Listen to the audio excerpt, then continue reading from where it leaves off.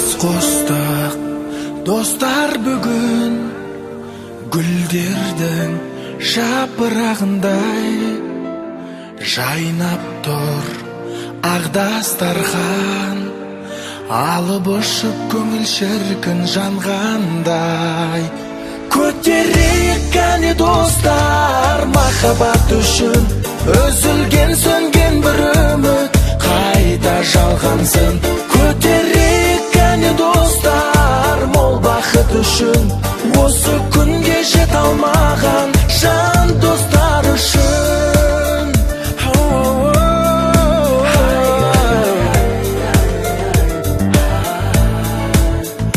жастық шақ гүл ашқан ба ағаштар жайқалады жүзінде жылы шуақ қызымыз барған жерде бағын ашсын үйімшілдік ымыран үшін әрқашанда аш жұбымыз жазылмай өстіп барлық жақсы өстіп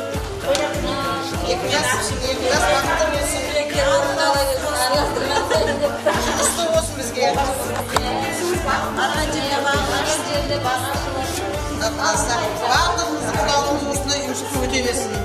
әпшем сөзін оқысам дейді. әпшем емші сөз айтты. жақсылық болсын деп ымыран болсын.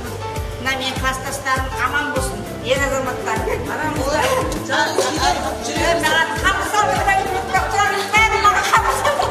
әр қабыр саған сайын тілек кетіп жатыр ғой,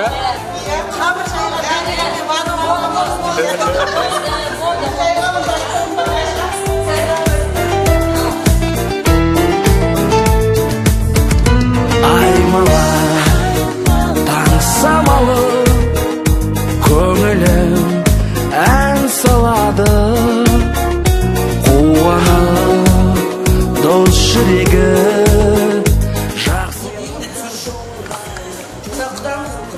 Құдалығымыз бұл жылдық болсын, күйеу бала 100 жылдық болсын, қызымыз бақытты болсын. Тек қана тойдық болсын, құдалықтар көбейе берсін.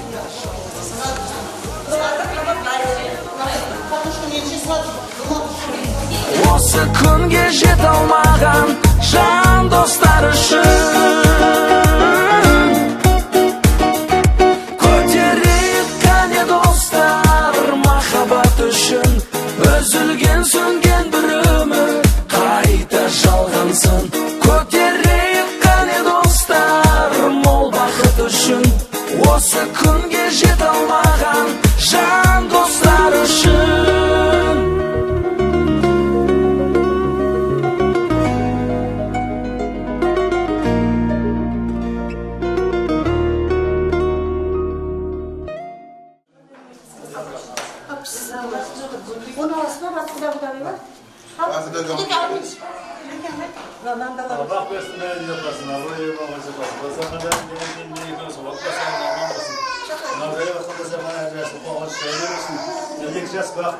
бақытты болсын, екі жағынан мейірімді болсын. Алла тағала беріп келесі жылы осы дастарханда жүлде қарады ойын. Фруктылар ала берейік.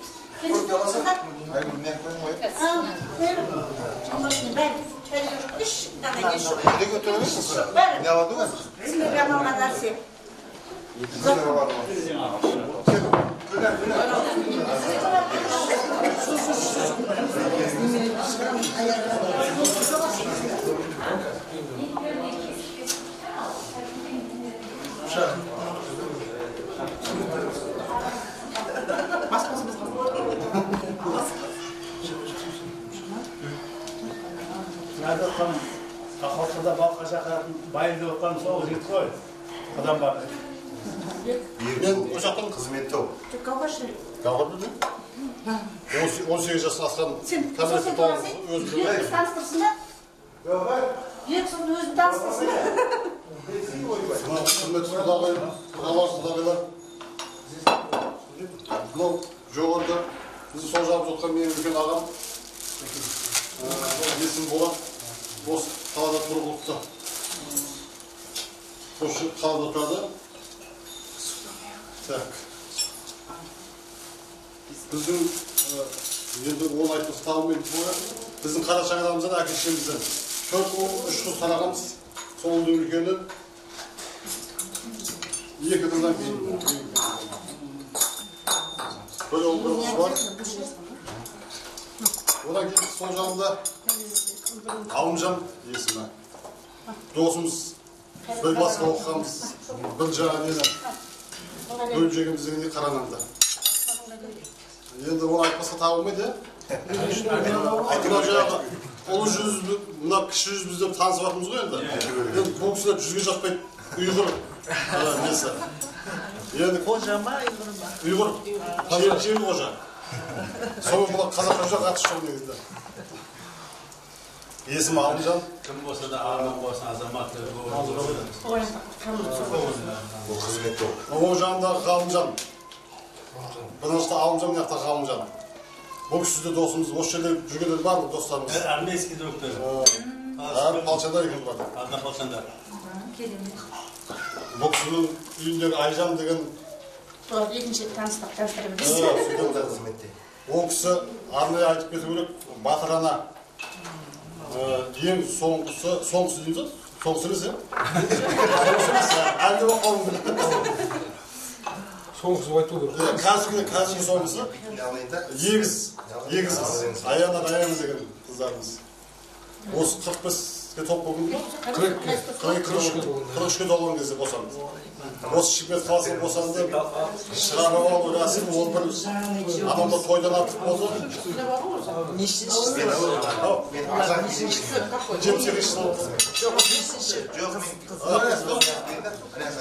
Үш жыл 4 қыз болды. 7 уақыт болды.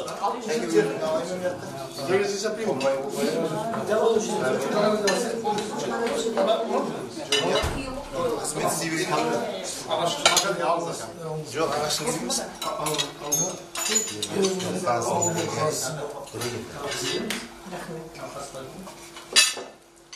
Мынау енді алдаңызға ас қойдық, қолдарды бос қойдық деп, қысылмаңыздар, қымтырылмаңыздар. Өзінен бос қойып қойдасыр. Арғай танысқа білейін, Қайрат есімі. Бұл да досымыз, кластасымыз. Келіншек жинақта жүрген. Ана кухняда. Анау Бермей специально яқын тағы айтсын деп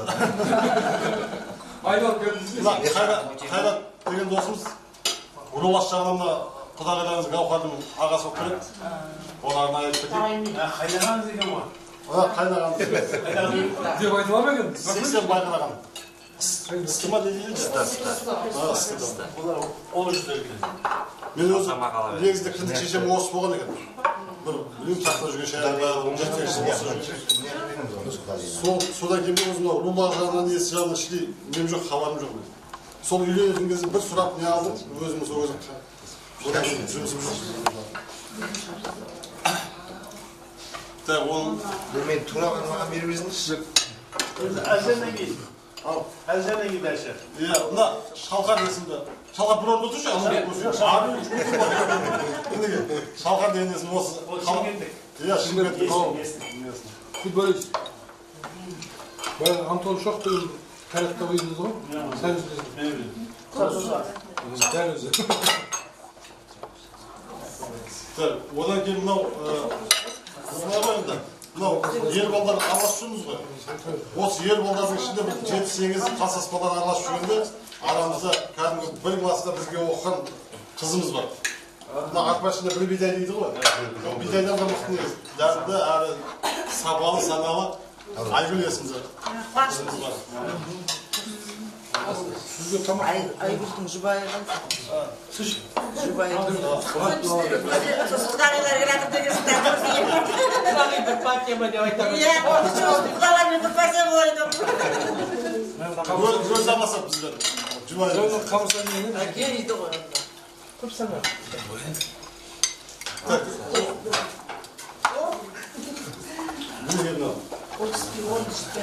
Жоқ, біз отырамыз.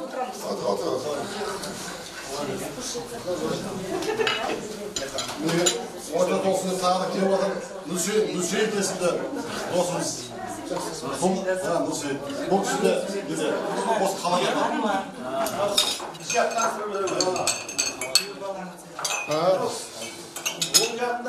менің жаңа балуыз құдағайларыңыздың туған апасы, есімі Жанна. Сол құдағайларыңыздың жездесі есімі Жарас. Сол құдаларыңызды жарастың, құдаңыздың екінші құдағы есімі Ақмарал. Ошақты. Кеп отқан жаңа құдағай Ақтаудан келіп отыр. Ақтаудан келіп отыр. Енді мен құдағайдың атын айтпаймын. Бұлар айтар еді, Қарекеш құдағай. Ақтаудан келіп айтпаймын өзім. Құдағайлар дейін болды сөз. Мынау жаңа Рая отқан баласының оған құдағайы ғой. Одан кейін міне келіп отқан көк көйлекті менің екінші ұлым.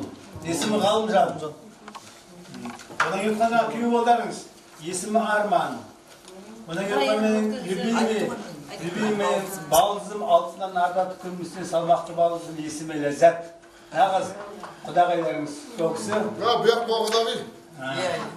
Балуыз құдағайларыңыз. Құдағайдың астына орғаламыз онда. Құдағайды қайықшан айтады деп тұрған ғой оған.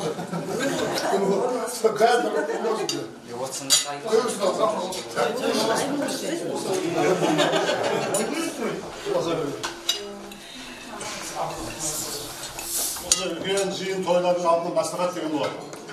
Сондай мәслихатта мынаны сен істейсің, мынаны сен жасайсың, мынаны деп бөліп жібереді. Сонда осы менің достарыма, жолдастарыма осы миссия тиіп еді. Келеді күтіп аласыңдар, одан кейін шайыңа апарып, тойда бол, құдалықта тойда бол, одан кейін қайтып шығады, саласыңдар. Осы жерден деп. Құдамен бір толтырып алатын. Осы жерде Достарының несі де бұл? сол дастархандары. Енді ол жерде айтылғанды айтылды да, арғы бізде өз достарым жүрген жер той негізі, өз той жасап жүреді да. Мен бұяқта бір той жүрген, қазір бұл той, одан кейін Ленгерге тойға кетіп баратын бұл. Тойған тойға кете бересің атты. Бұяқтан последний жездем, жиенім үйленіп алды. Бұлайын той болсын. Жиенім, осы жерден бір Ленгер қанша бұл? 30 теңге. Тау ғой еді. Жиенім қазір. Мен класстасымын. Біздер сөйтіп тойда ағызап отырып жіберіп жүрміз. Тойын қазір жоқ. Тау жақ. Закасысын беді кішкене шеткен. Қазір тау жақта бар. Нерді, қалеге, не біздің құдаларға алдар, тос бер, нәрсін Ол не? қазір мынау таныстыру несі бітті. Енді Шашы. құдалығымыз 10 жылдық болсын деп, мынау 2 жас уақыт болсын деп, осы дастархан басында өзім менің жәкең бірінші бастайды осы. Иә, дұрыс, еріксіз бастады. Жәке, бірінші тосын. Ал құдеге, микрофон сізде жақсы бір тос айтыңыз, жақсылыққа сол жерден аттерлеп келіп отырсыздар. Онда 2 жастың бесі ғой бәрі. Ал құдеге, микрофон өзіңізді жақсылап бір. Сіз Астанадан келіп отырсыз ба? Мен Қызылордаданмын. Қызылордадан ба? Сыр еліне келемін, жыр еліне келемін. Онда сәл өзім жүргенсіз онда. Ұзақта оларсақ қызым. Құдам айтады ғой. Құдамның өзі. Ескі орда болса табасың. Бұл жерде азыр. Айтам, біріншіден мына құдамның берікпен құдалардың осында шаруа бастары, мынандай дастархан жайғызғанда көптен көп рахмет сіздерге. Алла тағала сіздерге осында немере қуаныш той бере берсін деймін. Екіншіден айтатыным, балаларым айтатыным, балызым айтатыным. Мен балызымның көмектері бірінші қуанышы ғой екен. Қуанышыңыз құтты болсын деймін. Осында шүкір, күйеу балдарың жаман емес, өте жақсы. Оқыған бала, шығу бәрі біледі ғой енді. Осыға бәрді келтірген балызыма мыңда бір рахмет деймін, айналайын. Мәзәчан, көкем. Әуелді құда-құдағайлар, 2 жасы бақытты болсын, 2 жағына елімді мейірманды болсын. Мынау қосып отыр ғой, құда 10 жылдық, 100 жылдықына 10 жылдығымыз арта берсін. Балдар бақытты болып, Алла тағала берген жасай берсін.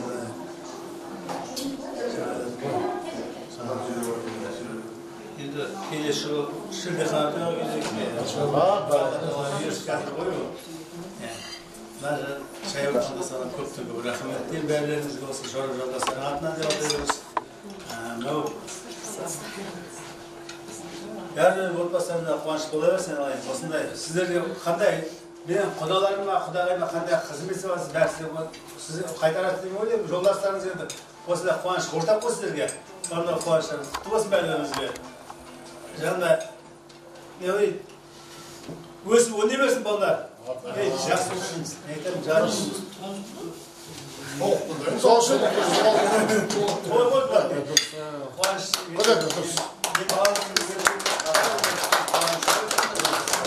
Peki, adüş. Soğuşun. So'shin olib qo'ying. So'shin açsak, soğuşu olup koyuyor.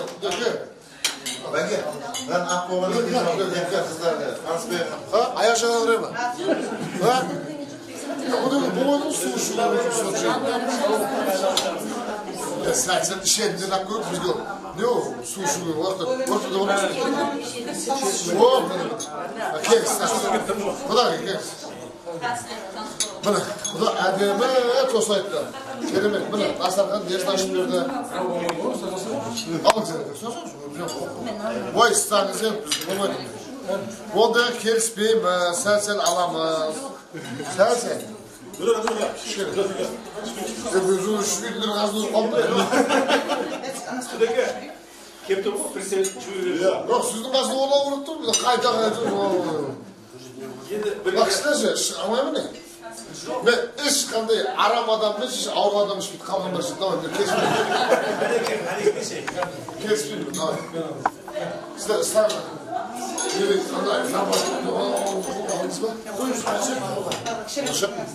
Aldım da kızlar beni tanısın. Al, kılarım ne o?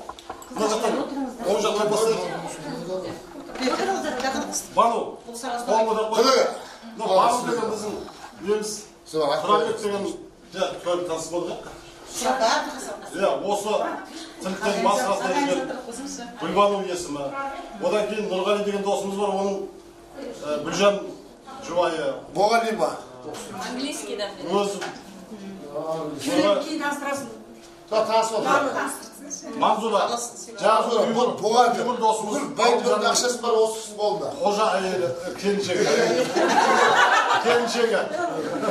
Қожа. Amcanı. Одан кейін жаңағы Батырана деп ойлап қалса, деп. O şey, kulağımı açtırayım. Жетақ бала шағасы бар. Soğuksu yegiz болған. Ала, kulağımı açtırayım, қатыны бұл. Келіншегі деп спай. Ұл туар. Ұл туар. Benim evimdегі. Құдығы, ертаңсы башы бір минут тұрады. Нұрекең үйіндегі ұл туар деген. Даниға Шалқар деген жігіттің келіншегі. Футболистті таныстырды ғой. 5 миллион болды. Менің тұташам болады, Қайрат қайнағамның үйіндегі. Біз солай билеп кете береміз. Одан кейін Шолпан, Қызылорда өзінің жерлесеңіз деп атымыз. Негізің Жұбайы Құлағы болайғанда. Уақыттың бір... Одан кейін Айгүл біздің Бұл қызымыз. кісінің жұбайы қызмет бабымен сәл неғылды. Мүмкін кеп қалатын да шығар. Ертең тойда таныса бересің. Пажармен бастығы өзінің көп алып жүреді. Білде бір ауданның пажардың бастығы да содан кейін не аламайды. Қазір өрттің сөзі. Иә, ақтас. Құлығы мен енді просто абыр-дабыр мен де өзім жүрем шыққым өзіме. дұрыс қой, шамалы. Есіне айтамыздар осы. Хақтыр білмеймін, есіме айтқанда. Өзім сәл даударып қалған адам. Қатырайып естілейін деп осы ойдайым. Айбет тұрсыз. Келіншектердің істеген еңбегінің бағаларыңыздар енді мынау. Даяғанды өзіміздің класстасымыз Айгүл. Енді келіншектер отырсын да енді. Енді сондай.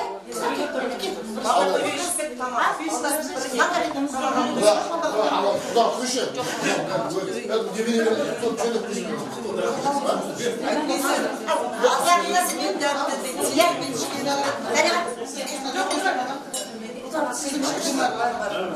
Ода мынандай топ бір Құда басын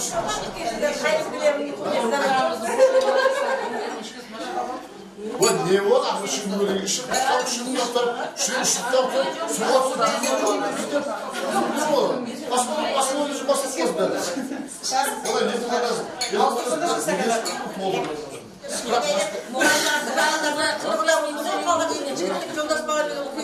Сіздердің ортасында құдағилар жақсылап Күнде келген соң.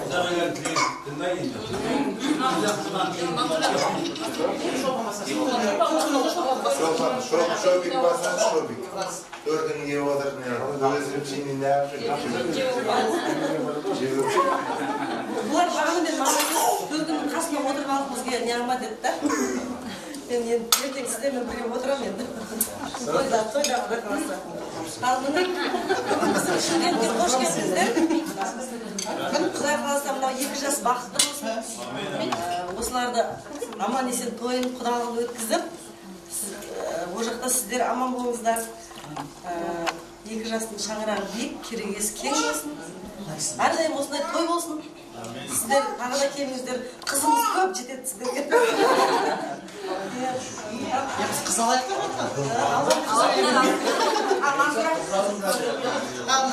құдағилар, алғашқы қадамдарыңыз құтты болсын. Құда қаласа төрге шығайын деп отырсыздар. Алғашқы төрдеріңіз құтты болсын. Құдалықтарыңыз 1000 жылдық болсын. Мына 2 жас бақытты болсын. Қызыңызды аялап, алақандарыңызға салып беріп отырмыз. Ары қарай жақсысын асырып, жаман жасырып қызымызбен өбілешімді бола беріңіздер. Құда қаласа дендеріңіз сау болсын. Қадамдарыңызға гүл бітсін. Бақытты болыңыздар, бақыттарыңыз.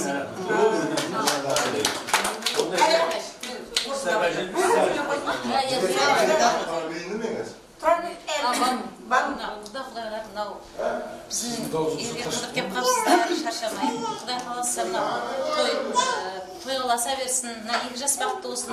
Сіздермен таныстырып, тапсырып отырған осы 2 жастың арқасы, әйтпесе сіздер қалай танимыз мына? 2 жас бақытты болсын, үбірлі-шүбірлі, думандар дүбірлі болып жүре берсін. Құдай қаласа енді жыл осындай уақытта шілдехана той бола берсін.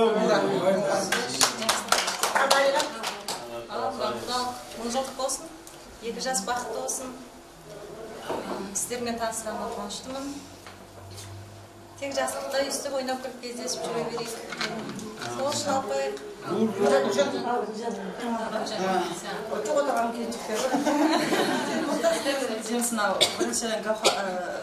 төрге шыққандарыңыз құтты болсын, таныстығымыз арта берсін.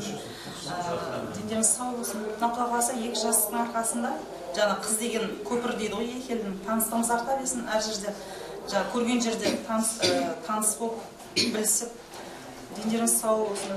2 жастың арқасында ертең құдай қаласа жақсылық тойлар отыр. Сол тойы ары қарай бесік тойға, құдай қаласа шілдехана той деген сияқты тойларға жақсылық қоса берсін.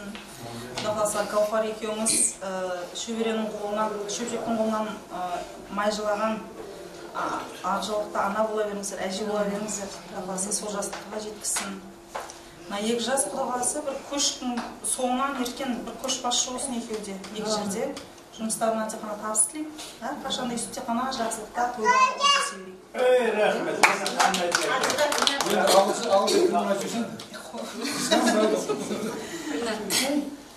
Алып етеміз мынау. Төрге шыққандарыңыз құтты болсын. 2 жас бақытты болсын. Қызыңыз сіздерге құт береке әперсін. Бар жақсылық сіздерге тілейміз. Дендері сау болсын. 2 жас бақытты болып, ертең құдай қаласа тойды одан әрі дүркіретіп өткізейік. Не дейміз, барлық жақсы тілектерді айтып отырдым. Құдай болсын, 2 жас бақытты болсын. Құдай 1000 жылдық болсын. Тек жақсылық болсын. Өйстіп ойнап күліп әрдайым жүре берейік. Сол үшін шықпаңыз. Құрметті құдағилар, шырайлы Шымкентке келіп отырсыздар, құтты болсын қадамдарыңыз. Сіздерді көріп біз қуанышты болып отырмыз. Бізге де бұл үлкен сын бір жағынан бізде бірінші қадам, бірінші мына қыз ұзатылған, шәл опытымыз бар енді. Берік пен Гауһарымызды өте қатты сыйлаймыз, өте біздің ең сыйлы достарымыз, біздің көзіміздің ағымен қарасы осы достарымыздың. Сіздер ешқандай уайым қайғы жоқ болмайды онда. Тек жүректері таза, мейірімді достарымыз. Енді осындай неден отбасында бала шағасы да сіздерге тек осы қуанышпен қадам басыңыз реттеріңізге барлықтарыңызға айтуым.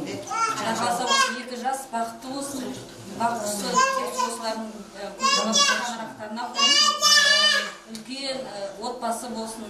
Соның бәрі қуаныштарына біз осы бәріміз бармасақ дейін, әйтеуір делегация болып барып қарап тұрайық. Бәрімізге жұғысты болсын. Сіздерге зор денсаулық тілеймін. Соңында алыстан жолдан келіп отырсыздар. Әрбір отбасыларыңызға да береке тілеймін. Осы келе жатқан осы қуаныштарымыз бәріміз бөлісейік. Ертең тойымыз бар, құдай қаласа. Еліміз бар, көресіздер, танысасыздар. Бәрі шын жүректен сіздер қарсы алады. Уайымдамай, жақсылап көңілдеріңіз көтеріп, осы төрге шыққандарыңыз құтты болсын. Жігіттер бір сөйлетіп ортасында бұлардан бұрын сөйлеп қойсам айтады ғой. Бұлар қасыста бәрі мен сенбей бірінші сөйлетті, біз соңында сөйлейік деп. Бұлар алдымызға алып кетейін дедім да. Осында келіп қыздып сыйлаймыз бұны. Бірақ үміттің бәрі осы мойда. Арамызда қызымыз біздің. Қалай мына келіншектер сыйдырып жатыр ма, сыйдырмай ма? Бұлар ашты алақанды жұмса жұдырыңды класстастар мықты ғой. Менің жігіттер класстастар мықты. Соны орындаймыз ғой. Оған да шүкір. Бәріміз бас қосып отырғанымызда 2 жастың арқасы. 2 жасымыз бақытты болсын. Сіздер Құдай қаласа шырайлы Шымкентке келіп отырсыздар. Енді мына Бәйдібек ата бабамыздың, Домалақ анамыздың еліне барасыздар. Ең киелі жерге біздің қызымыз сондай жерден шығып отыр. Енді сондай асылайдай қызымызды алып отыр, ол қыздан біз не шықпайды деп ойлаймыз. Көргенді, білімді, жан-жақты қызымыз. Енді жаңа айтпақшы, жақсысын асырып, жаманын жазырып деген енді бізден кетіп жатыр. Құдай қаласа Құдай сізге барады, сіздің елге сіңсін, тастай батып. Қызымыз не келіннің аяғынан, қойшының аяғынан дейді. Сіздерге келін, бізге қыз. Қызымыздың аяғы құт берекелі болсын, өсіп өнсін. Біз соның сіздер сол жақсылықтың куәгері болып жүре берейік. Мына келіншектерге де бәріне рахмет. Сіздерге осындай қолдарынан ас-ауқат, кәдімгі қолдан жайып қамырларын сіздерге ұсынып отыр шын жүректен. Сіздер осы кісілердің еңбегін бағалап жеп қояды деп ойлаймыз. Жақсылық болсын, еліміз тыныш болсын, жұртымыз аман, бауырымыз күтім болсын. Жақсы келіп атсыздар, Құдай қаласа аман есен барлықтарыңыз өз отандарыңызға оралыңыздар, тілеулеспіз. Тойды бас қосайық, сол үшін алайық.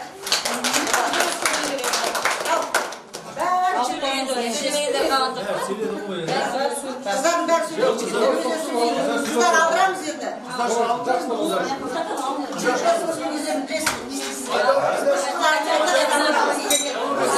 Сізге ауыр болмасын дедім, сізді ойладым. Немесе 10 келінce қайта-қайта ішкісін не болады?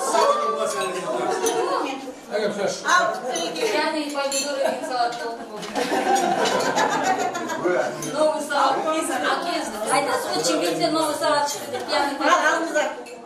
Давайте. Естігер соғыстыра береді.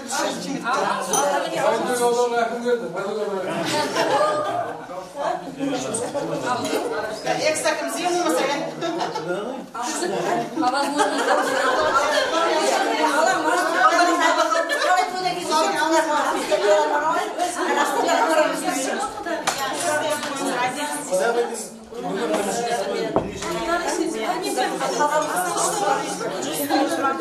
Yok yani pomidor yemiş.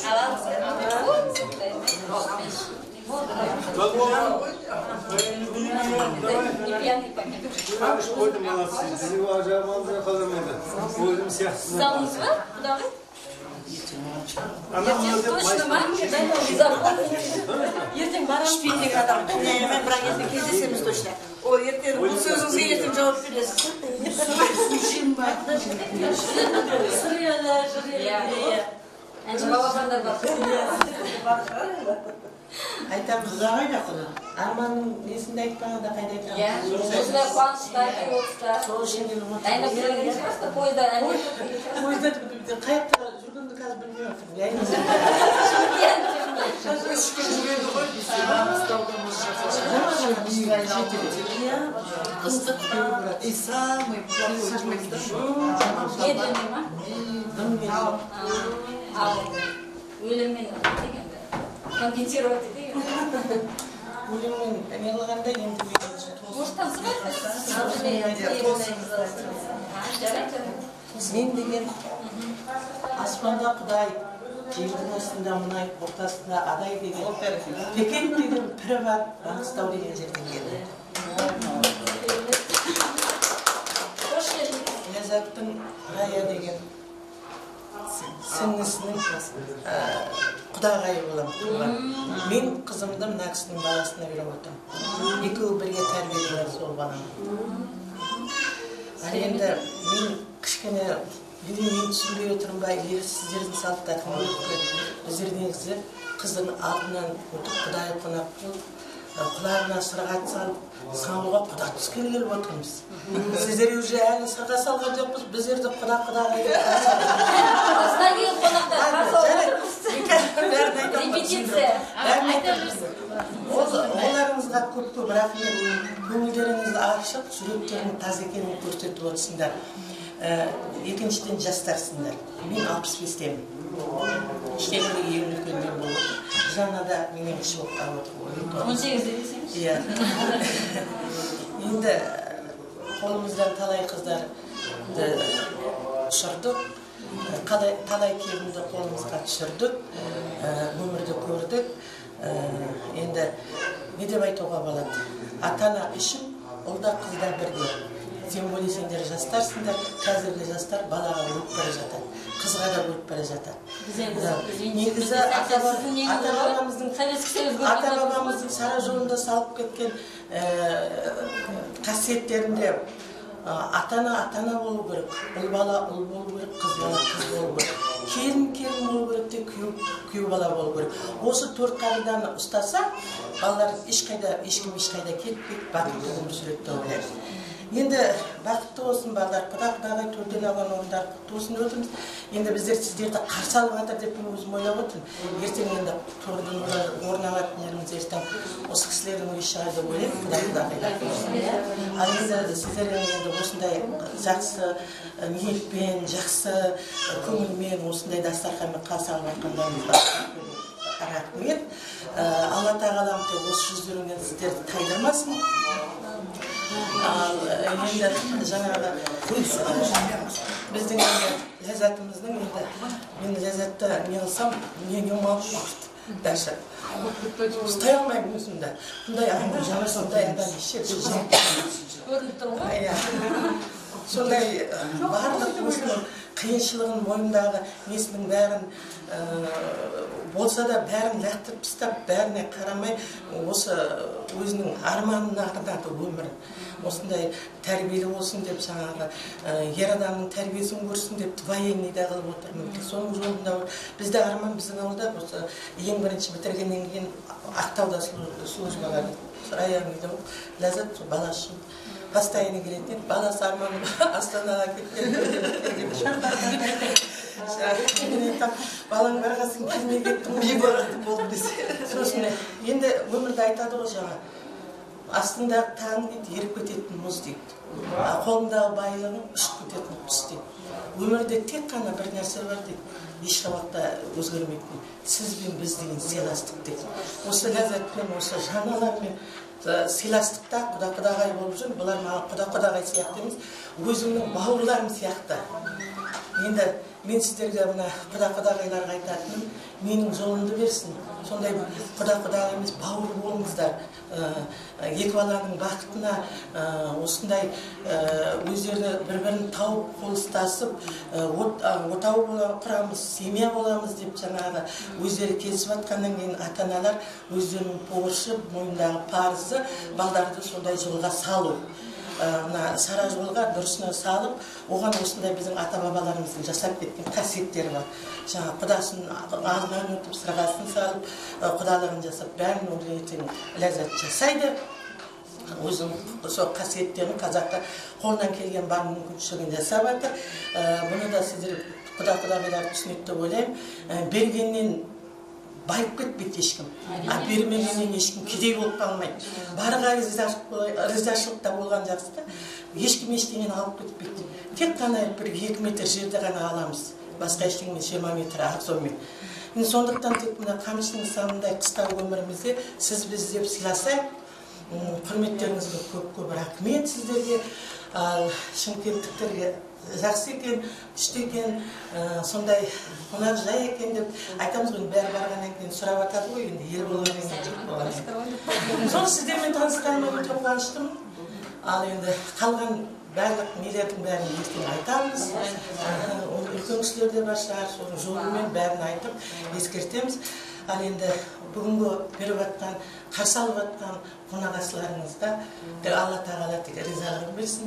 Осындай қонақты қарсы алып, шығарып салып жүре беріңіздер. Соған ғұмыр берсін, жол берсін. Сендер де сондай ұлдарыңды үйлендіріңдер, қыздарыңды қиянат қылдырыңыздар. Тек өмірде содан артық не бермей, тек өмір өзінің жолымен, орнымен болса, басқа ешкімге керек етпейтін сияқты. Мен өзім солай істеймін. Ал енді мен айтайын жаңағы бәрі той басталды деп жатырмыз ғой, сөздің ішіне той басталып жатыр. Той басталып жатыр, тойымыз құтты болсын, басы басталып жатыр. Соған енді бәрімізге жұғысты болсын деп жатсын. Дұрыс, мен өзім 2 қызымды күйеуге беріп, баламды үйлендіріп отқан адаммын, Құдайға шүкір. Ал енді неде болады, Шымкент ыстық екен. Осы ләззат үшін Алла тағалам тек сол ыстыққа қарамай осы пойызға бүгін келіп жатыр. Енді билетін қайта пойыз етіп тапсырайын деп отырмын да, самолетқа алдырайын деп отырмын. Ләззат үшін келдім, жаным тек оңынан болсын деген саған. Тек бағыңа қарай, өзіңнің ниетіңе қарай Алла тағала бәрін көріп отыр ғой. Ешкімнен ештеңе сұраған емессің, ешкімнен ештеңе берген емессің. Өзің күшіңмен, өзіңмен арманыңды жеткізіп жатсың. Мінекей басталып жатыр. Тек саған тілейтінім адал ананың сүті емген бала болсын деген. Келіңіз. Содан артық ештеңе жоқ. Содан қасиетті нәрсе жоқ деп ойлаймын. Ал енді не деп айтуға болады? Балдар енді қазіргі сағылауатты, ештеңе ақылдың кересі жоқ, бәрі компьютерда бар, тамақты пісіреді, компьютерға қарап, бәрін ақылды да алады, енені қалай сыйлау керек, қонақты қалай қарсы алу керек, балдар бізден гөрі грамотный, біздер кішкене сасыңқырап қаламыз енді, өмірден көргеніміз болмаса. Сондай енді балдарымыз осы заманның салауатты, салауатты азаматы мен азаматшасы болсын. Соны тілеймін бәріне. Айтқаныңыз келсін. Басы жақсы болып жатыр, осылай тыңдайын деп жалғасын, бәрі орнында болсын деген.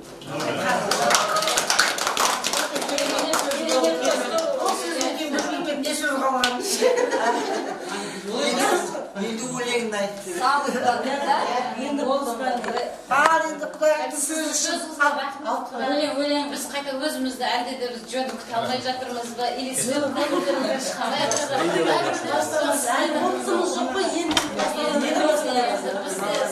Тұрайын да айтып тұрғызайын несін көргенбіз ғой біз әлі. Тойымыз тойғаласын. Енді кішкентай қыздар Рас, бірақ енді бәрібір 70 жылдық Советский Союздың несі бізге бәрімізге тиді ғой. Бізге балашағымызға пионер нені айтса ол түсінбейді. Керек емес пе ол? Немеремді Москваға апарып бердім 15-те қызымды. Сонда мавзолейге кірген кто такой Ленин дейді баған айтады. Біз оның бәрін Дед наш, дед наш.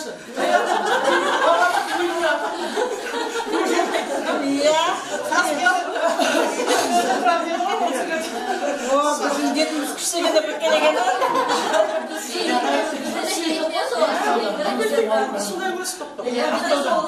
Hakikaten bir usta bırakıp bırakmışsın.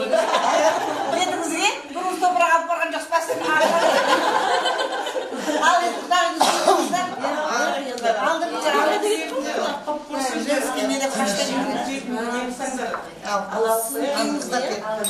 Bugün bizim bazı boğan bir tanıştık olmuşlar.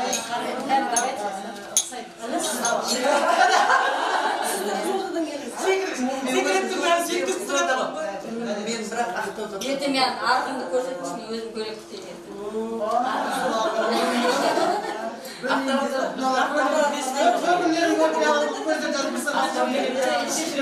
Tengizimiz var. Büyüse baradi.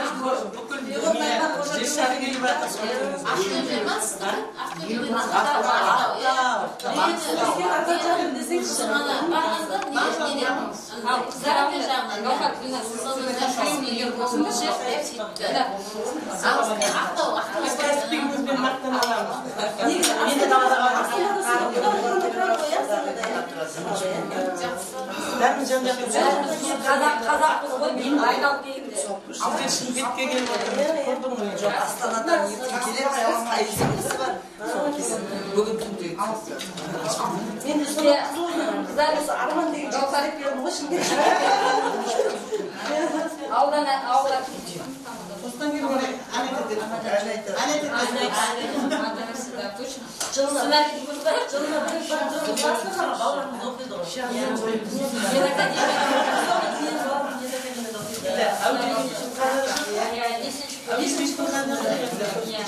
Şimdi ağır yapması olsun da bir bölüm yapması.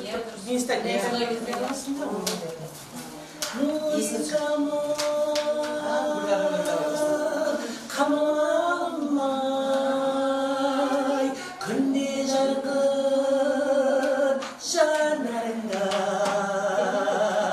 홀은 짓배 수준 절배 샤우탄가 가만가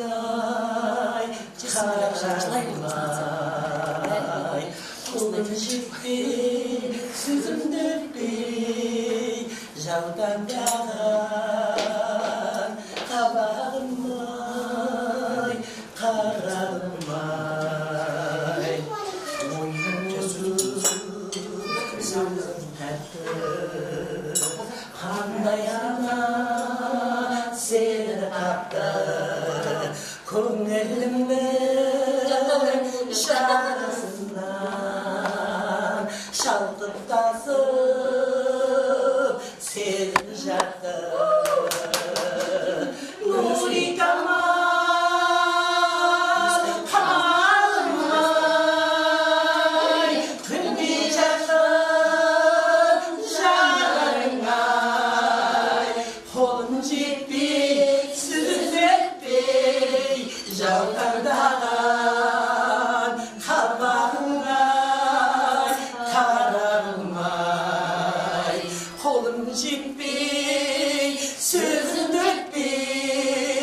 자우pandagan habangai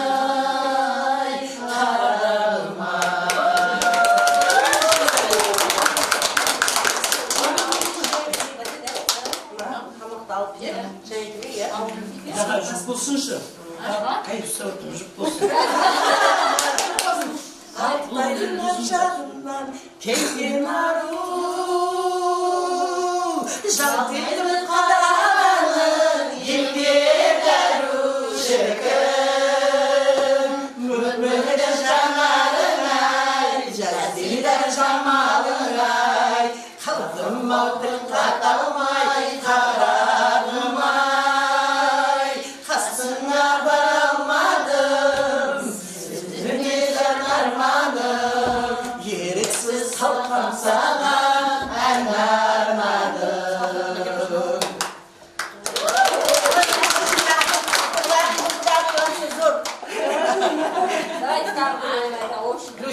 Енді қосып қанша Ал сол үшін ал, бір қиылсыңдар, шыдасыңдар Мына кісі ше отыр, сынақ новый өлеңдерді Раминка ма? Алло, жұлдыз бұстық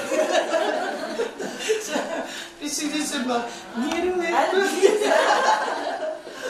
Сап-сап Білеміз біздер баяғы Ойланатамыз бізде отырғанды. Жаңа өлеңдерді сағынарым Сағынсам шағынарым Анашым өзіңсің Сағынарым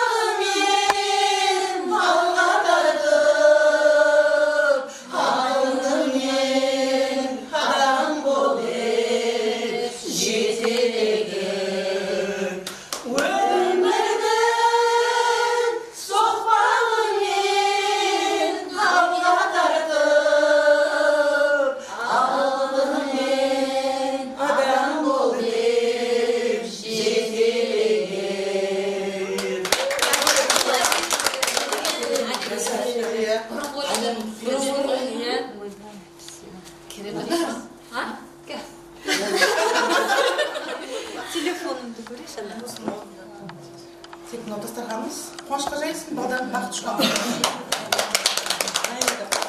Керемет, қайын қыздар. Рая да қосыңыз. Шайға кім сөйлейсіз? Двойный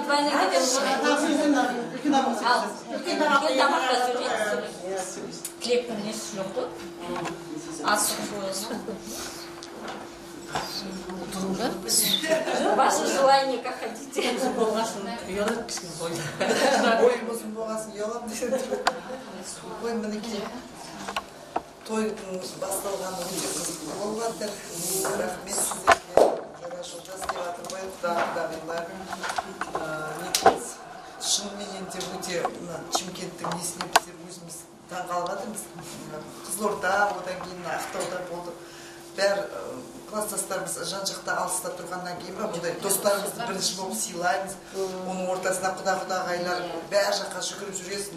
Мынау деген қандай тамаша деп жатырмын да, мінекей бір қонағыңды алдынан сыйлап қойғатың өте күшті. Очередь демейді өткен. Адам көп яқта очередь демейдіген алып жатыр. Класстас деген Движение жасап жаңағы бір рудың, бір ненің балдары дейді ғой, сол сияқты бауыр туыс дегендей өте қуанышты мінекей. Гаухар құдағай, Арайлым Берік, Берік құдай Аслайымды жаңағы ұясынан ұшырып алып жатырсыздар. Ол өте жаңағы өзі тамаша болып жатыр деп ойлаймын. Өйткені ол ата-анасының ризашылығымен көңілі қалаған жерге бара жатыр. Жаңағы өзі таңдап осындай той істеп, мынандай қадір несімен кетіп жатқан қызға ешқашанда біздер қайта қуанамыз. Өте тамаша болып жатыр. Не дейміз, осы Аслайымыз барған жеріне судай сіңіп, біздің елге судай сіңіп, тастай батып дегендей абыройлы ана болсын, көп балалы ана болсын, жапырақ бұтағын жая берсін, өркен өссін. Осы жаңағы Құрманбаевтардың семьясының ләззат бәйтерек қылып ертең соның біздер тілекшісі болып, сіздер, біздер болып, тек осындай аманшылықта тойда кездесе береді. Шілдехана болсын, басқа бәріміз. Ертең менің де кішкентай балам бар, құдағайдың, любойымыздың тойымызда сіздер класстастарды шақырып алатын болды. Құдағайдың класстастары деп қалмайсыз. Тек аманшылықта кезек тойдың басы ғой, өте тамаша. Сіздер риза болсаңыз болады. Аламыз. Керемет достар. Құдағайдың общественный алсын бір ауыз.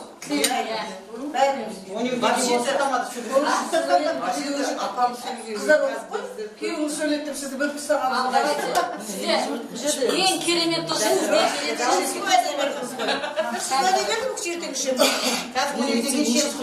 Жоқ, мен көреміз оны. 12-ден кейін ертең болады ғой. 2 сағат деген құдағайда шереміз ғой. Мен тамам оңдасын мар уже жемші ана. Мынау негізі мынау жеу қайтерады ғой.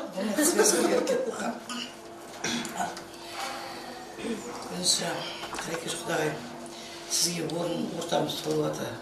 Рахмет қаншама жерден осындай ыстап жол артып келіп жатсыз, сізге рахмет. Ат салысып, ләззат деп өткен жылы, осы не жылы бұрын мен коммунаның тойында Бетихан құдағай екеуміз келіп едіңіздер, кәдіп рахмет мінекей. Құдағымыз 1000 жыл деп жатыр, сол 1000 жылды күте берсін, 100 жылдығына ризамын. 100 жылдығына ризамын. Рахмет, деніңіз сау болсын, әруақта өсіп тойға жарап жүре беріңіз. Айтасыз, өкшенің құлап келіп қалыптын деп. Мен бұл жүре берейін, араға кете берін, сөйтіп тойдан тойға тұрмын. Осы класстардың тойында жүре өстім. Ал енді Қарекеш құдағай айтқандай, сырға солға келіп жатырмыз, құда түсіп жатырмыз деп. Тойдың болғаннан болатысы көп, қызық. 3-4 айдан бері дайындалып жатырмыз, келіп жатырмыз, келген мақсатымыз бәрі белгілі. Қуанышты бастап жатырмыз, сіздерге рахмет. Сол қуанышты бәріміз бірге алып өткізейік. Ауылдарыңызда Ақтүйенің қарын жарып той болғалы жатыр. Бүкіл ауыл болып күтіп күтіп жатырсыздар, үлкен кішісі бар, ертең осындай той болады деп. Гүлшаян дайындалып. Бағана мен айтып жатырмын, мен Министерство сельского хозяйства бар еді, менің қызметім. Біздің замминистр Мырзахметовтың шыққан ауылы. Қала берді, мынау республикаға аты шулушы кейіптердің ауылы. Сондай азаматтар, жаңағы өлең шығарған жігіт, сосын әнші қыздарың бар, ұлдарыңыз бар, сондай азаматшылар шыққан ауылдың халқы жаман емес деп ойлаймын, жақсы деп. Оның мен жаңа өздеріңізді көріп, қуанып отырмын, ауызбіршіліктеріңізге, достықтарыңызға айгүлге риза болып отырмын.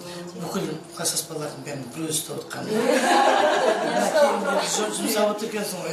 күліп отырмыз Қыздың жолы жіңішке дейді, бірақ соны үйреп отқан айгүлге рахмет. Рахмет қыздарға да, балаларға да. Енді айтайын деген сіздердің бірінші қуаныштарыңыз ұзағынан болсын. Соның жалғаса берсін. Менің сіздің ләззатты көріп отырсыздар, көз тоймайтындай, ақылда, көркіне сай, шүкір енді артына келген салсын. Не жат деп мен қуаныштың жасы шығып көргізі. Әкеміз, шешеміз көріп еткен қыздар енді, сосын әке-шеше өлең айтып отырсыздар. Мен де жылаған көрді айтам ғой. Мен балам өліп қалып тұрмай қойшы. Шешем жоқ қасымызда, үстін жадынан байлап жүрмейді. Сол арна мен Асылайымның бір-бірін тапқаны мемлекет. Жаңа бір мемлекетте, сол мемлекеттің ішінен тағы бір мемлекет көтеріп жатыр, тағы бір жаңа көтеріп жатыр. Сол туы берік болсын. Қыз барған жерін бақытты боламын деп келеді екен, бақытты боламын демей. Сол бақытты болсын. Біздің елдің бір айтулы келіні болсын. Айтып жатсыздар, жаңа білмеген кешіресіздер, үйретесіздер. Ондыларыңыз дұрыс, бірақ үйретіп жүргендеріңіз дұрыс отыр, бірден білдіріп бәрін. Негізі біледі бәрін.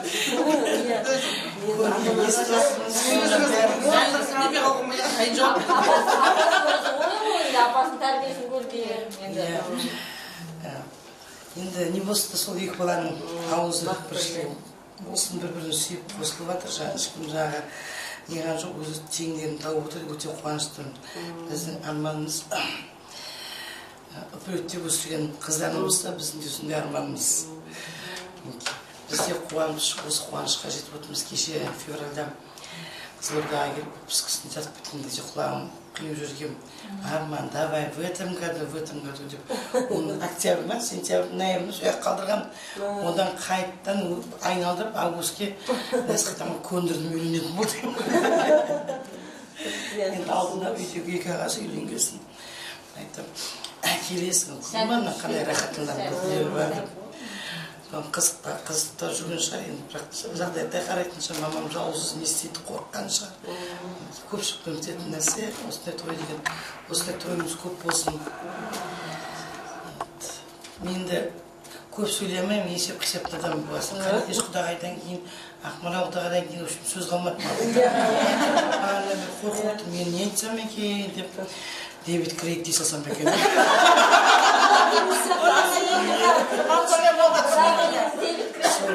Баланс шықты деп қойсам екен. Сол балансты баланс біз не алғанымыз ғой аяжан. Баланс біз келе жатыр. Соны шығарып ойын ертеңгі дейін тағы дайындалам. Жігіттерге рахмет. Біздің үйдегі Ақмешітті ақтап жүріп та оған ақсын қарайды ғой. 35 жыл болды отасқанымызға, 5 жыл болды арақ қойғанды бүгін бастап отырады. Ұмытпаймын деді ғой, бұл тойды ұмытпаймын деді ғой. Тойларыңыз ертең өстіп қызықшылықпен өтсін. Сосын ауылда біздің той бар, біздің тойға келесіздер. Бізде қолдан келген қызықшылығымызды көрсетеміз сіздерге. Сол үшін алып қойыңыздар қыздар. Сіздердің де отбасыларыңызда айтып жатыр ғой, екінші қызығымыз деп кластардың ішінде. Сіздердің отбасыларыңызда осындай қызықшылық болсын. Сол қызықшылықта біздің құда мен құдағай сіздерге өстіп қызмет жасасын, бізге істемейтін шығармыз. Бәріміз қуанышымызға келістік. Қойыңыздар. Sözünüzge böyle kişiliği Авторский. Ертең аламыз.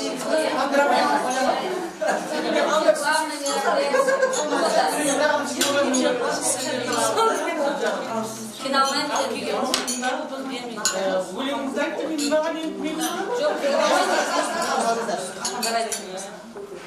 Спрайттарды әлбетте приваттан. Бұлар ішпейтіндер біз уже қинамаймыз. Ішпейтіндер өтілер олар. Жоқ ішті болсын деп. Үлкен адамдармен айтпаймын, я Құдайым мұңдасын, әулиелер қордасын. Мәдинада Мұхаммед, Түркістанда Қожа Ахмет, Маңғыстауда Пірпекет, осы бағдарда қолдасын, періштесін, сақтасын, бақытты қылсын, ғұмырлы қылсын, бәрімізге қуаныш әкелсін. Күйеуі шығады екен. Тілек айтсындар бізде. Жидалы айтау Жай шығып жатыр. Кейді тұзға бұсты. Деген анда ғой. Шай ішетін адам сол отырып құдағына. Бұрықта ош десек құдағыңыз бар. Біздікі не ақша жинап беру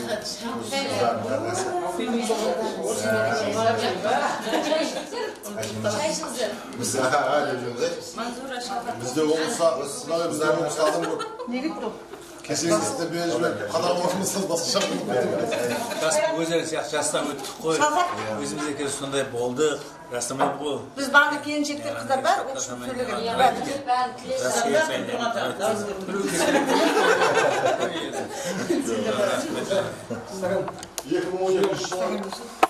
қазіргі ең кішкентай қызымыз Каусардан соның үйге алып келіп 3 күнде келіп Шәке отырмыз сонда құттықтаусын айтып келіп есіктен кіріп келіп осы Ғалекеңмен келіншек Айжан екеуі 16 декабрьда тәуелсіз күн. Соны кіріп келіп осы Айекең келінім бән деп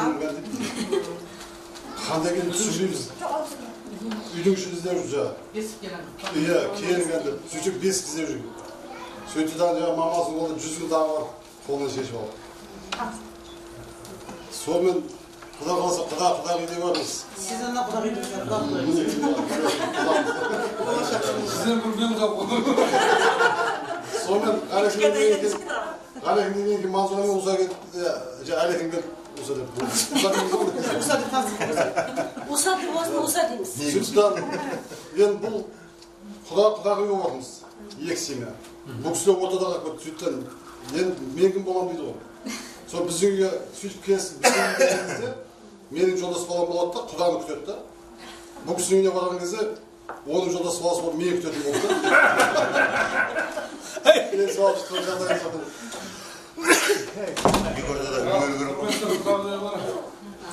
Жақсы отырмыз. Соқалды тағы қойып бердім ғой.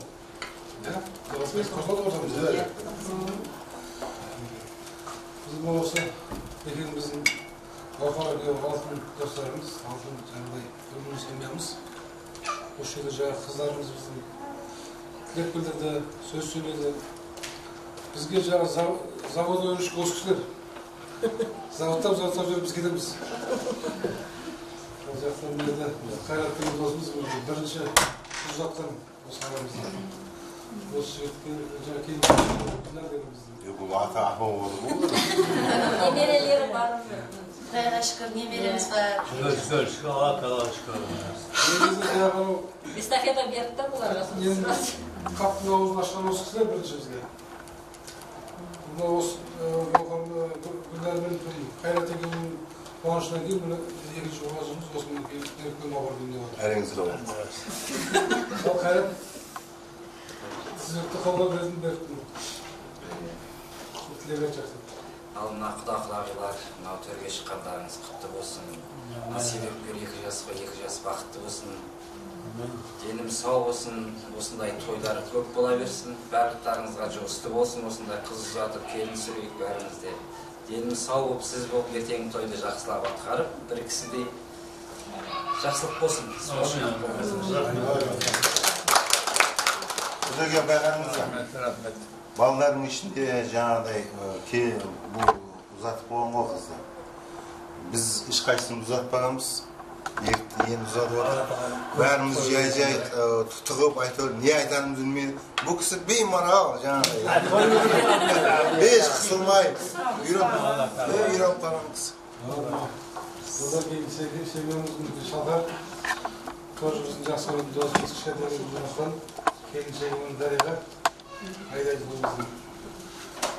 Шалқардың үйі біздің үшін база қандай база дейді? Перевалочный база. Тура осында 2 этаж, 3 этаж коттедж бар осы центрде. Şimdi sonra osunda kucak-kucak ne var? Қала кесек бала шағамызбен келіп осы үйге бір үй деп келеміз. бір үйіміз бар деп келеміз. Тура осында шетел. Кім құдасы екен ол? Дағыдай астанаға барсақ, болмаса қай жұртқа семейге кетіп барсақ, әйтеуір әр қай жаққа кетіп барсақ, тура осы үйге келіп шай ішіп, тамағын ішіп, бұл кісі осындай пойызға салып. Ет асады, обязательно ет асады. Бұл кісілер бәріне жақсылап тамақ істейді, бұл кісілер бізді шығарып салады. Біз ана жақта қыдырып шаршап келген біз келатырмыз деп күтіп алады. Сен ұсан айтқан есің бар. Рахмет. Ұсан айтқан есің Құдағи екен. Мен соған келесің ба? Үлкені қыз бекен ол екен. Ау. Үлкені қыз бекен ол екен. 6 қызы, 5 қызы бар. Любой. Біреу қызым сізді. Ең жасы біздің арамызда жасы. Қыздардың бәрі үйім ішкен. Дежурная. Бұл кісінің құдағыдағы үйі мінекей біздің Уса Балымжан. Мазура қызымыз. Қай қызын алатын білмей отырмыз. Ұнамайды қыз десе артына туып беріп жатыр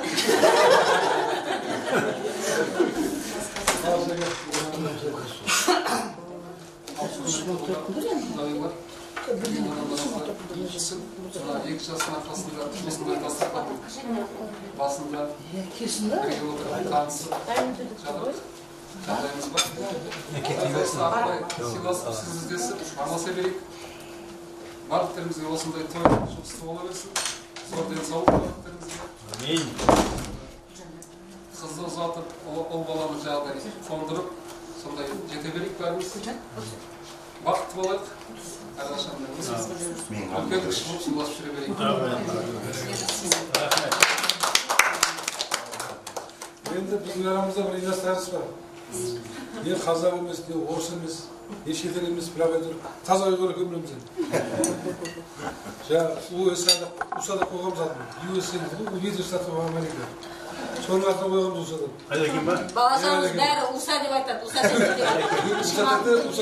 айтады. Әлекен азамат екен бірінші құда деп бірінші бастаған орыс кісі. Мен бірінші айтайын. Рахмет. Әлекен ең бірінші құда болдың. Мұрты бар осы ғой.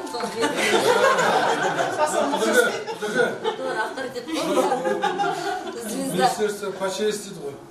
Сол жерде қызмет істеп бәрін заңды біздің арамызда пенсияға бірінші шығып отырмыз. Сорочкасы бар.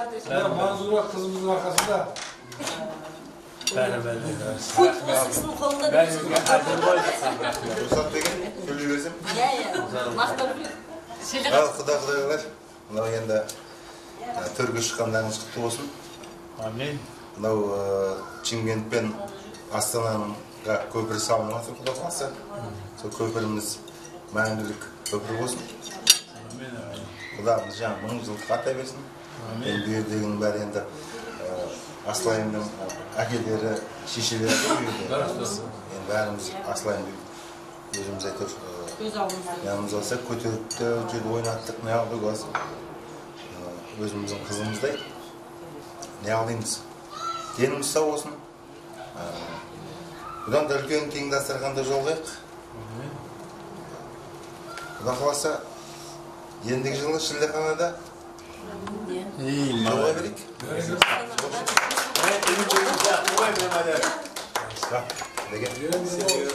Келесі тосымен беретін бір жағдайымыз үйіндегі жолдасымызға ше? Aslında ең соңғы Бұл жолдасы Bayındır Ozan Akım'ı. Oyma. Sen Akım'ın жолдасына ермек өздері сөйлеген қызық. Әзір ғой. Шөтке. Енді ол кісі қызметте, жұмыста қайтып қалады. Ой, әзір. Айтсам ғой енді құлырда Акым қарындасы Гүлжан қызымыз біздің тілек айтты ол жағы. Сол айтқандан бұл кісіге айтып кеткен да. Ол кісінің қысқа сөз бар, бай қуатты болады деген. Сол айтты ғой, иә? Одан кейін Гүлбанудың үйіндегі біздің осы Шымкенттегі проблеманы шешетін бәрін сол кісі, организатор, тұрар деген кісі. Мынау кортеждің қайсысын таңдау, қалай таңдау болады, оның жолы қалай болады, соның бәрін. Алып кетіп шығарсам біреуді құтылып Болсақ сіз кім сұрайды десең? Жаңағы өзіміздің жақсы көретін жігітіміздің ішіндегі бірі, бәрін жақсы көреміз. Бәрін, әр несімен жақсы көреміз.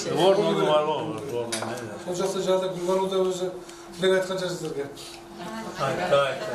Енді рұқсат болса мен айтайын енді. Одан кейін шешіп қойды. Құрметті құлағына бар. Төрге шығындарыңыз құтты болсын. Қызымыз деп сөйлейміз.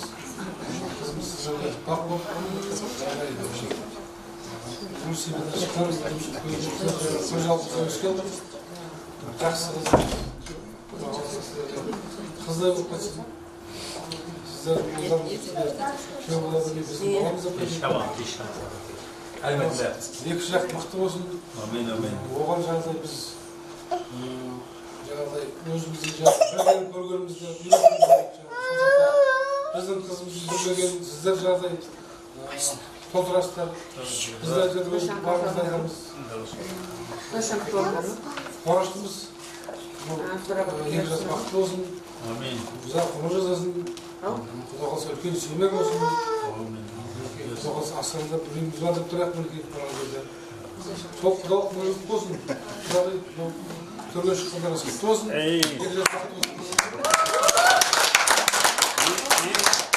Екінші баламен аттасы.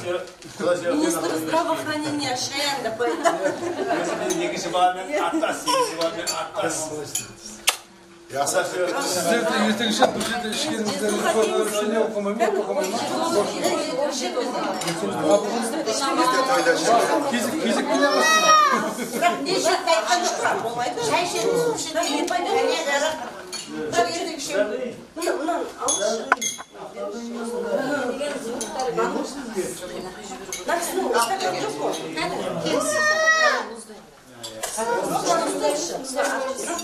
амалын айтып кетсін. Жоқ, ішіратқан жоқ.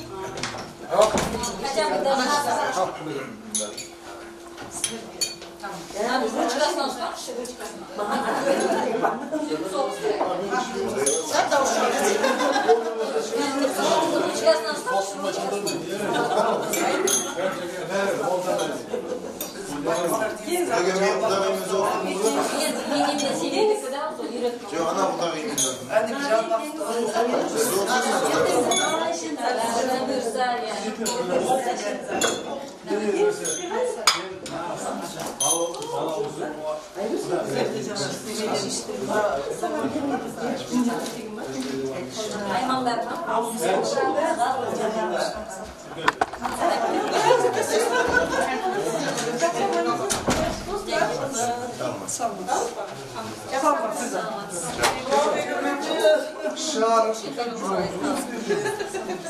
Қалғанын таппай арасына.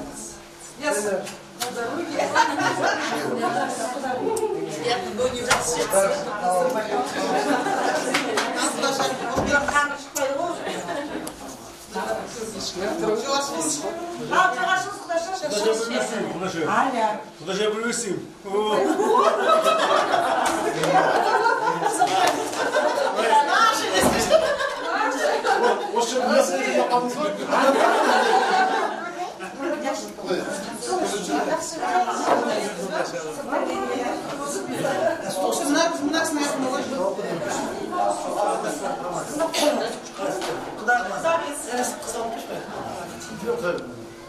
Слушай, подожди, вот. На закон келді.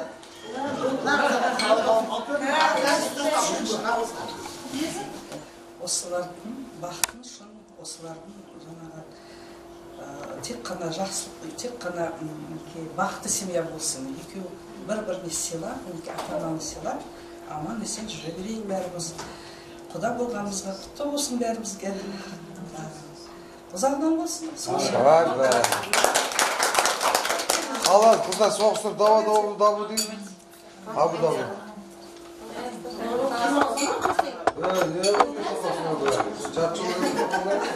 Нағыз родной тетесі болса, давай. Хотя бы надавайте. Я знаю вашу хотя бы.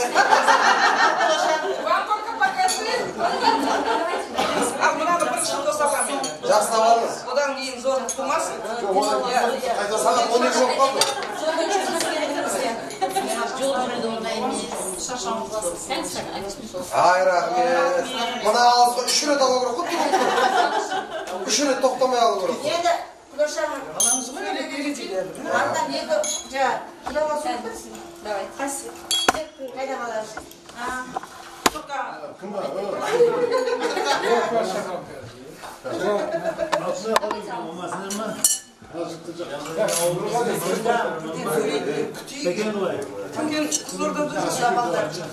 Siz alыңыз, біз қарап тұрып, сіз жүктеліп, жақсы алыңыз.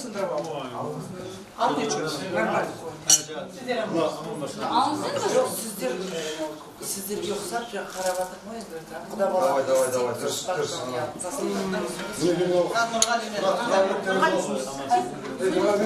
Осы жерде барлығын басқарып осы жерде. Осы қызметтен, осы қызметте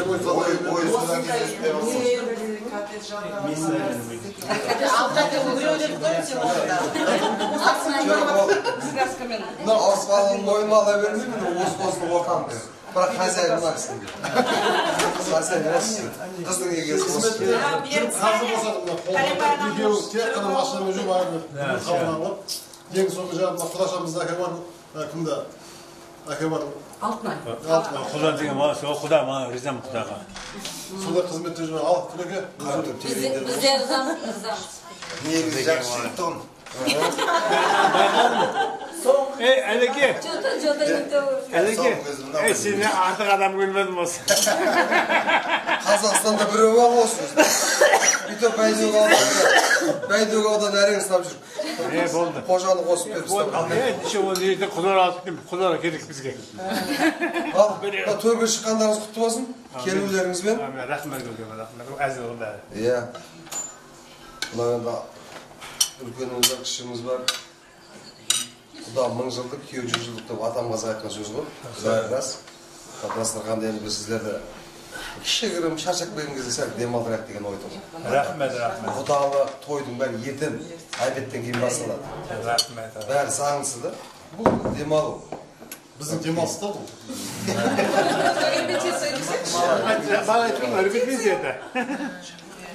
Рахмет сіздерге. Жақсылап алып отырыңыздар, демалып отырыңыздар. Сіздерге рахмет. Ең кішкентай қонақ күтетін жаман дейміз осы ғой, жүре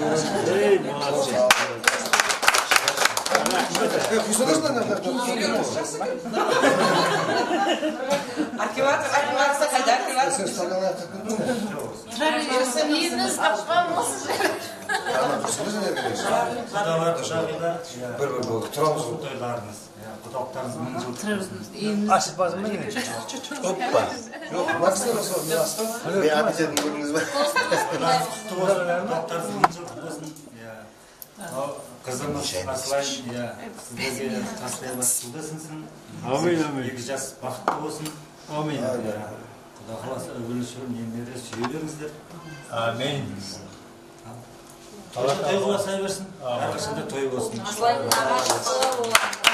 Allah tağala жетсін. Келесі келесі Бұл екі жігітте боста жүрген жоқ. Бұлар заға сау осылады да асылай. Негіз қырық. Жоқ, қойды.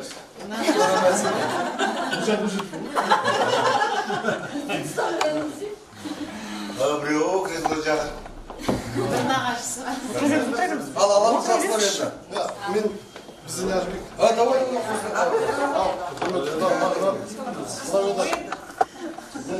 Айтайын деген құда қалса, ертең 11-де осы жерге машина келіп тұрады. Көңіл сүйсе бәрі сиястар келіп машина. 2 машина келеді, ауыл жаққа, үй жаққа жол тартасыздар, құда қалса. Ал енді барлық тілектер айтылып жатыр, барлық жақсы тілектер. Соған рахмет. Мынау жолдас жігіттер осы құда-құдағыдай келе жатыр екен деп ат салысып барлығы бір кісідей күтіп алып жатыр. Үлкен рахмет. Мына жастар бақытты болсын. Қазақта айтады, жол мұрат жету, қыз мұрат кету деп. Мына ертектен әпшемнің екінші қызы тұрмысқа шығып кетті деп звондаған кезде әпшеме, жақсы өтті, өзің квартирасын тапқанда дедім де. Соны өзімізде басыға телефон, қыз жатып жүрдік қой енді. Құда қаласа өзің үйін тауып жатыр. Өзің несімен өмірді сыңардың. Қуаныштымыз. Мынау ел мен елді жалғайтын осы қыздар құдалығымыз 1000 жылдық болып арта берсін. Құда жақсы болса жорға жүреді арасында. Сол жорға шақыла берсін арамызда. Бұндар Астана болмай тұрғанда целіне келеді. Ой, алыс той деген Астана ғой, бізге жап-жақын қазір. Өйткені елдің ортасы да. Барлық соя қарай тартылады, барғысы келеді барлық. Экспоға барғысы келеді. Осы болып бәрі барамызын қалдыратын болсын. Киім арасында. Рахмет мынау. Шулап деп атсақ, айып етпейсіздер. Біз осындай өзі, күні өзі сөйлеміз. Ал қабырған. Негіз қақ шулайды бұлар жей.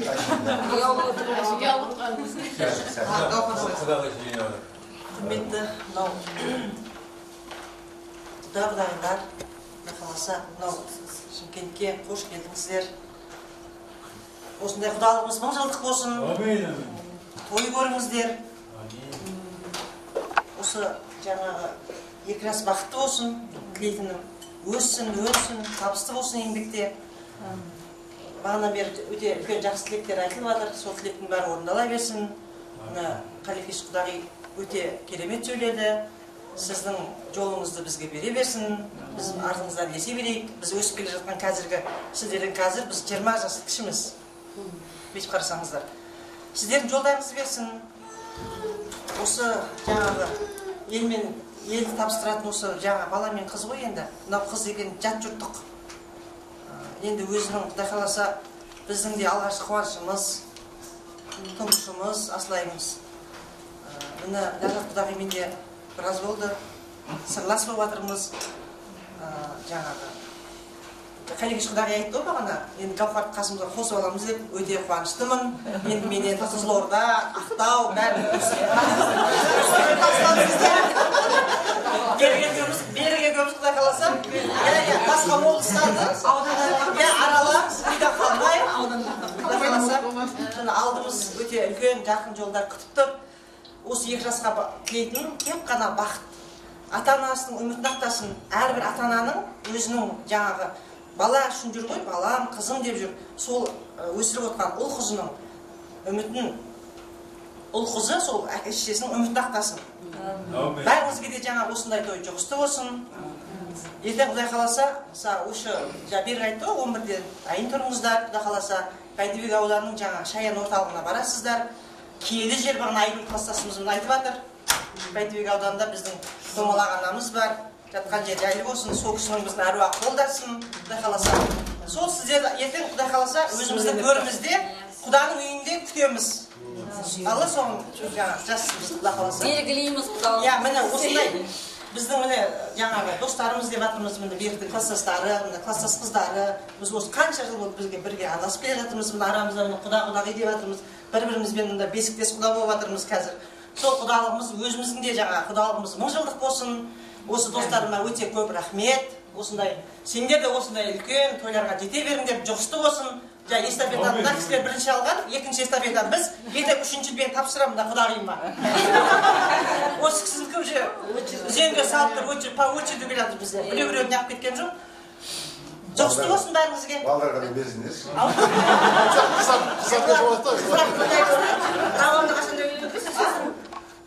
Мына кісімен біз Беріктің класстас қызы, оны да айтпаса болмайды.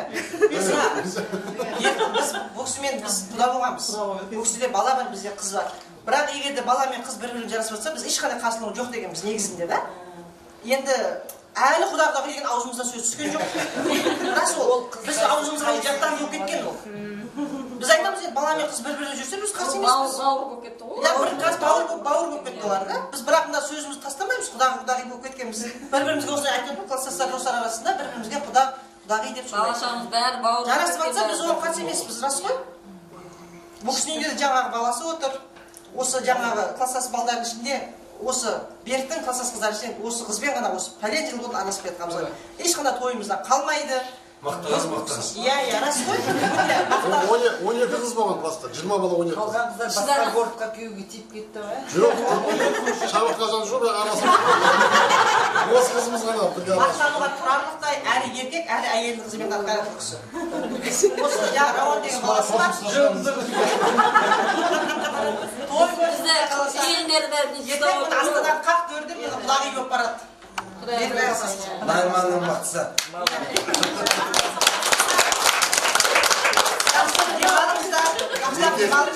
Мектепте старшысы оңы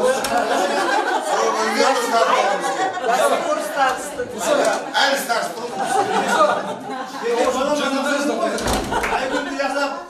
жақсылап құдағайды қарсы алыңдар. Сол енді алтынайдағы ренжімес, біз сіз келе сал, біз бағында пәле сағат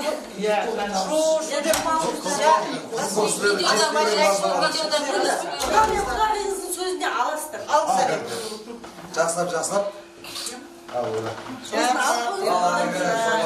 Қадағалап шығады.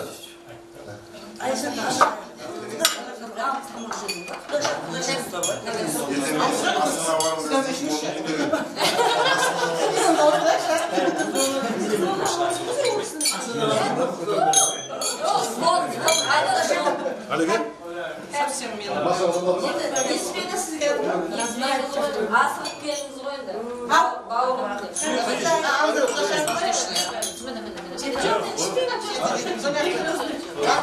Хотя бы до нашей.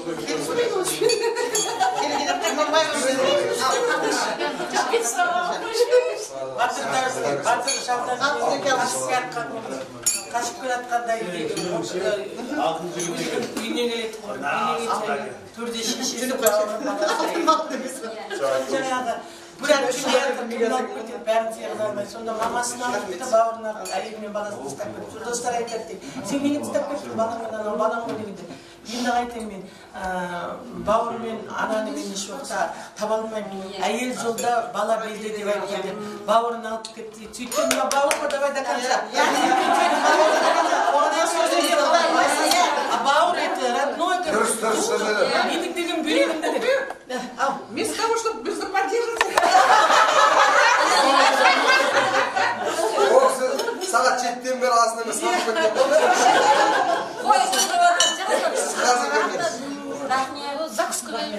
Бауыр деген көрсет. Бауырға жететін жазы бауырым шыққан пида кетті. Дай стакан гранен стакан. Рахмет. Жақсылап. Қазы жасамыз, ертен алыңыз. Қанша сәттен болды? Құдай шақырып табақтан жейміз. Мен топ кішкен жақсы.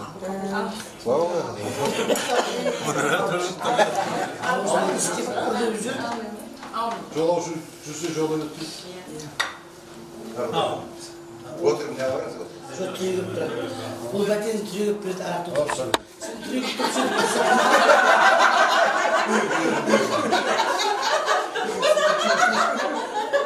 Батаны ұтып балам. Неге келсен ешпіз еді.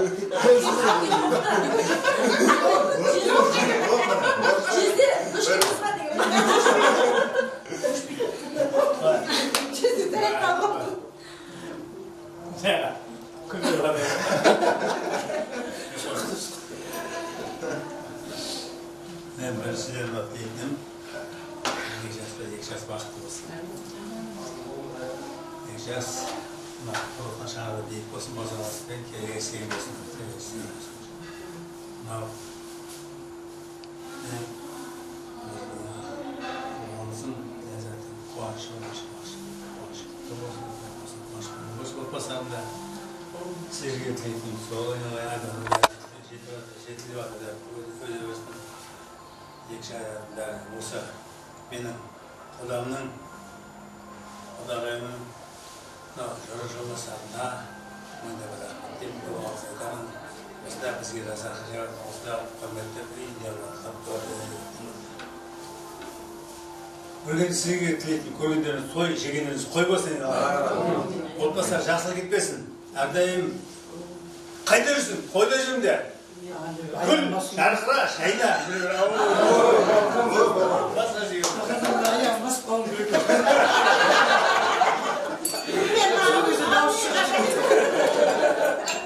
Siz basmanızdan ne bahsediyorsunuz? Yok, sozup baratır ben. Abiye diyelim diye burada.